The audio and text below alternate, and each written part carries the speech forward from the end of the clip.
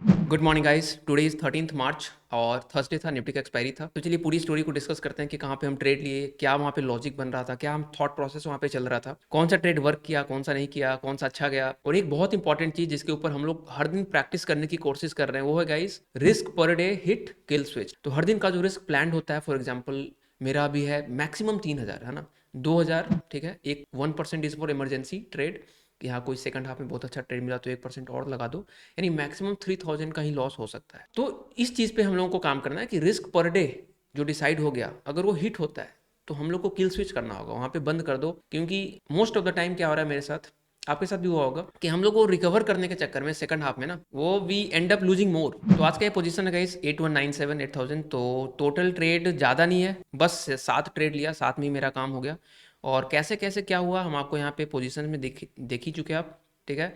तो दो छोटे छोटे लॉस हुए, मोस्टली ट्रेड चला ही है, लॉस नहीं हुआ है, बस यही दोनों में लॉस हुआ है। जो ये था ट्रेड यहाँ पे। तो पहले ट्रेड में 60 रुपीज़, हालांकि ये 7,000 तक जाता है। अभी हमको हम लाइव दिखाते हैं कि यहाँ पे मिस्टेक क्या हुआ, कैसे ट्रेलिंग जो है थोड़ा सा ट्रेलिंग में मिस्टेक और वहाँ पे 7,000 का लॉस हो जाता है। मतलब 7,000 जो पोटेंशियल आ सकता था वो गायब हो जाता है। बट कोई नहीं, वी एक्सेप्ट द फैक्ट कि ऐसा होता है बहुत बार। बहुत perfect trade execution, trade management, trade exit नहीं हो सकता हर बार, कभी कभी गलतियाँ हो जाती है। उसके बाद 1807 पे चले गए, फिर 143 आया 1950, मतलब ये ट्रेड नहीं चला होगा। बेसिकली ये थर्ड ट्रेड चला था, 1:3 तक गया था। यहाँ पे भी हम ट्रेलिंग में थोड़ा सा अग्रेसिव हो गया तो वहाँ पे स्टॉप लॉस चला गया। फोर्थ ट्रेड अच्छा चला, 6,000 के आसपास आया। और उसके बाद 3 ट्रेड नहीं चले तो आई किल स्विच 7 ट्रेड के बाद, क्योंकि मुझे पता था कि मार्केट फंसा सकता है और बहुत बार हम फंस चुके हैं एक्सपायरी के दिन में, है ना। मार्केट वहीं रह जाता है और आज भी वैसा ही हुआ। अगर आप पुट में बाई करोगे तो पुट में भी ऊपर नीचे आपको स्टॉप लॉस ले जाएगा 2-3, और मेरा स्टॉप लॉस थोड़ा टाइट होता है तो हमको तो और सावधानी बरतना होता है इसका। और इस तरह से हम लोगों का सेकंड वीक जो है वो ग्रीन में कंप्लीट हुआ। हम लोग कल ये सोच रहे थे जब 3 दिन था कि -5,000 पे थे, क्योंकि देखो यही हम बताना चाह रहे थे।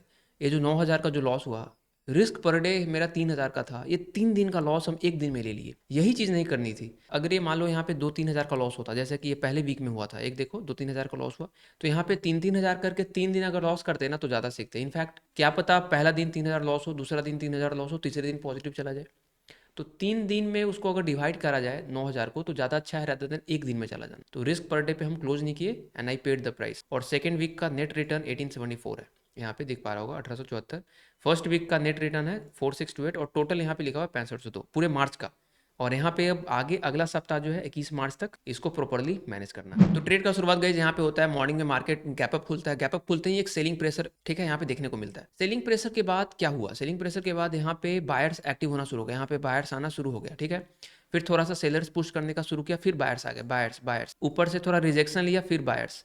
तो इस कैंडल पे मेरा एंट्री बना, एकदम परफेक्ट एंट्री था, बट ट्रेलिंग बहुत अग्रेसिव कर दिए। मतलब देखो कहीं से भी लग रहा है कि ये नीचे आया नहीं, ओपन इक्वल टू लो है, अगला कैंडल मस्त ऊपर गया, मस्त ऊपर गया, मस्त ऊपर गया। देखो यहाँ पे ट्रेड लिया जा चुका है 150 क्वांटिटी। स्टॉप लॉस देखो आइडियली नीचे होना चाहिए 1,000 के लॉस पे, हम इसको 500 पे कर दिए। चलो 500 पे भी दिक्कत नहीं है, कम से कम 500 जाएगा अगर उल्टा चला तो।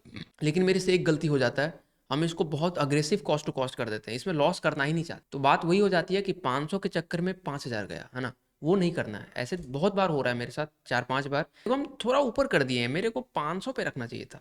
That was the mistake. अभी देखो ये नीचे कभी आएगा ही नहीं, वो बस टच करने आया मेरा स्टॉप लॉस और ऊपर 1:7 तक के पहुंच जाता है, ठीक है। तो इस तरह से पहला ट्रेड में जितने भी मेहनत करा सब बेकार गया, थोड़ा सा ट्रेलिंग के चक्कर में। बट कोई बात नहीं, फोमो नहीं लाना था, है ना, फियर ऑफ मिसिंग आउट, कि चलो मिस हो गया, 7 आवर का ट्रेड एक मिस हो गया तो अब तुरंत कूद जाओ, नहीं, वो नहीं करना। वो गलती बहुत करते थे पहले कि मिस होता था फिर लेने लग गया बीच बीच में, नहीं। उसके बाद ये कैंडल बना, इस कैंडल के बाद में भी हमको स्ट्रेंथ दिखा, फिर हम यहाँ पे घुसे और यहाँ पे 2/2.5, मुझे पता था कि हम बीच में घुस रहे हैं, कैंडल का स्ट्रेंथ है तो बहुत ऊपर तो हम एक्सपेक्ट नहीं कर रहे, डे हाई तक जाएगा, वहाँ से रिवर्स मार सकता है ना। तो वही हुआ कि 2.5 तक गया, लेकिन हम 1:2 पे निकल गए क्योंकि मेरा प्लान ही 2 था, 1:3-4 हम देख नहीं रहे थे इस बार। उसके बाद मार्केट क्या किया, ऊपर जाकर एम पैटर्न बनाया। देखो एक चीज कल से अगर देखेंगे, कल मार्केट जो है ऊपर गया है, ठीक है, यहाँ से ऊपर गया तो ऊपर ये जाता ही नहीं रहे, ऊपर में एक रेजिस्टेंस बनाएगा और नीचे जरूर आएगा वो। देखो वर्ल्ड ओवर में अभी भी कंफ्यूजन है कि ट्रम्प क्या करेंगे, वर्ल्ड ओवर में ट्रेड कैसा होने वाला है, इकोनॉमी क्या होने वाली है, ठीक है। तो जब कंफ्यूजन होता है ना तो मार्केट वन साइड रैली कभी नहीं करेगा, ऊपर जाएगा तो थोड़ा वहां पे नीचे आएगा, और वही हुआ। तो यहाँ पे जो है ये बोल सकते हो हेड एंड शोल्डर पैटर्न ही बोल सकते हो, हालांकि छोटे टाइम फ्रेम में it may not work, but तब भी पैटर्न का कंसेप्ट वही है और साइकोलॉजी वही होता है जो हेड एंड शोल्डर का होता है, कि यहाँ पे गया, हाई ब्रेक किया, नहीं ब्रेक कर पाया, छोटा हाई मारा, फिर नीचे आने की कोशिश किया। और एक ट्रेड यहाँ पे लिए थे गाइज, यहाँ पे भी सेम मिस्टेक हुआ, हम अर्ली निकल गए, मतलब 150 पे इसको कॉस्ट टू कॉस्ट पे कर दिया था और वहाँ पे हिट होके फिर मार्केट 1:3 गया, सेम मिस्टेक। उसके बाद मार्केट जो है नीचे आता है, नीचे आने के बाद अब एक चीज़ यहाँ पे गौर करना है, 22,500 का लेवल है। 22,500 पे सेलर्स का बिहेवियर को इंपॉर्टेंट है नोट करना। मार्केट देखो यहाँ से आया, सिर्फ 2 कैंडल का पुल बैक लिया और सीधा 22,500 को क्रॉस कर दिया। तो 22,500 को क्रॉस करना और यहाँ के बायर्स क्या सो रहे थे क्या? तो ऐसा तो लग रहा था कि यहाँ के बायर्स सो रहे थे, उन्होंने 22,500 को ऊपर रोकने का कोशिश नहीं कर। तो यहाँ से क्या क्लैरिटी आता है कि बायर्स सो नहीं रहे हैं, बायर्स कमजोर हैं, sellers are strong, they are able to pierce through 22,500, वो भेद दिए। ठीक है, तो इस चीज को माइंड में रखना था। ठीक है, उसके बाद बायर्स ने ट्राई यहाँ पे करा। ठीक है, नीचे से ऊपर, अब वी शेप तो रिकवरी होगा नहीं, है ना। नीचे मार्केट आया, ऊपर बायर्स ने ट्राई करा, मानते हैं कि बायर्स ने अच्छा एफर्ट लगाया, बट उसको तुरंत वी शेप में रिवर्स कर दिया गया सेम इंटेंसिटी के साथ, और अगेन 22,500 को रिस्पेक्ट नहीं किया गया। और यहाँ पे देखोगे कि एक कैंडल का बस पुल बैक है, एक कैंडल का पुल बैक, और मार्केट बूम बूम बूम नीचे। तो इसी बेसिस पे हमको समझ में आ गया था कि sellers are getting a stronger. Buyers में जितना मेहनत करा सुबह में, बायर्स आर क्वाइट वीक। तो इस स्टोरी को समझ के ये जो ग्रीन कैंडल बना, तो इसके बाद मेरा एंट्री का प्लान था। मुझे पता था कि सिंस 22,500 के बाद जब एक ग्रीन के बाद रेड आ सकता है, तो ये तो अभी नीचे चल रहा है और इस लेवल को ब्रेक करना चाहेंगे। और सेलर ये नहीं चाहेगा कि हम बायर्स को मौका दें थोड़ा होल्ड करवाने का। अगर थोड़ा होल्ड करवाने का मौका दे दिए तो बायर्स ऊपर भी खींच सकते हैं ना, और बायर्स इकट्ठा होकर यूनाइट होकर ऊपर ले जा सकते हैं। बट सेलर्स को पता है कि अगर हम समय दिए तो गड़बड़ हो सकता है, तो उन्होंने तुरंत उसी समय खींचने की कोशिश करा। और इस चीज़ को हम समझ रहे थे, तो इसलिए हम भी उसी एंगल से प्लान किए कि एक पुल बैक आया, उसमें रिजेक्शन दिखा, मतलब साफ दिख रहा है कि ये कैंडल में स्ट्रेंथ नहीं है। ठीक है, उसके बाद ये कैंडल ऊपर गया, फिर रिजेक्शन ले रहा था, फिर यहीं पे मेरा एंट्री बन जाता है। और इस ट्रेड में हम प्रॉपरली ट्रेल करते हैं, मतलब जो गलती यहाँ पे हुआ, यहाँ पे हुआ, वो गलती यहाँ नहीं करते। ठीक है, क्योंकि तीसरी बार मेहनत था, जिसका मतलब रिवॉर्ड मिलना चाहिए था, और वो मिला भी। फिर ये ट्रेड जो है 1:2 आई गेस 6.5 तक, हालांकि गया है 10 तक नीचे, बट मेरे स्ट्रेटजी के अकॉर्डिंग 6, 7, 8 में वीकनेस दिखता है, हम निकल लेते हैं, बिकॉज यू नेवर नो, बनने के बाद दिखता है कि 1:10 तक गया। इसके बाद जो है कुछ हमने ट्राई करा अटेम्प्ट, बेसिकली कोई ढंग का ट्रेड मिला ही नहीं। इसके बाद मार्केट में कॉल में भी कॉन्फिडेंस नहीं आया बाय करने का, ना ही पुट में आया, मतलब अजीब सिचुएशन था। सेलर्स हेवी थे बट कॉल भी जो है होल्ड करके चल रहा था। तो और उसके बाद गई बात वही थी कि 22,400 पे इनको एक्सपायर कराना था, बस थोड़ा सा नौटंकी करके नीचे आए, मतलब ऊपर आने दिया, कॉल को सेल करते रहे क्योंकि they want to accumulate, call sell करते रहे करते रहे करते रहे करते रहे, 22,400 पे एक्सपायर करवा दिया।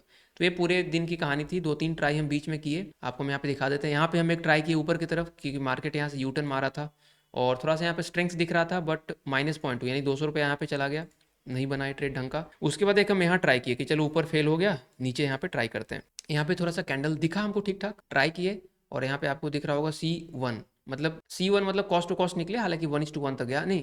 अगर ढंग से बने रहते तो मे बी 1:3-4 जाता, बट मेरा मोमेंटम वाला होता है, हमको तुरंत आना चाहिए 2-3 कैंडल में, नहीं तो हम बाहर। और मार्केट कहीं नहीं गया, तो इधर ही हम कहीं किल स्विच कर दिए थे, इसके बाद डन फॉर द डे। और अगर डेली चार्ट में देखोगे तो डेली चार्ट में इस तरह का कैंडल मार्केट ने बनाया है, जो कि यहाँ पे होल्ड करता हुआ नजर आ रहा है, यहाँ पे होल्ड करवाया जा रहा है।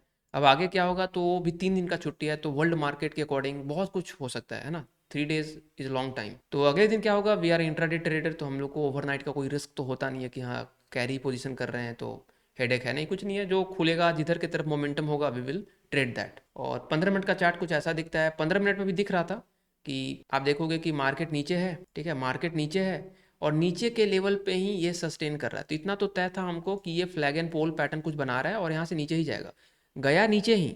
बट प्रॉब्लम यह है कि पुट बाइंग में मोमेंटम चाहिए, कोई भी ऑप्शन बाइंग में, कॉल में या पुट में, लेकिन मोमेंटम के साथ नहीं गया, धीरे धीरे गया।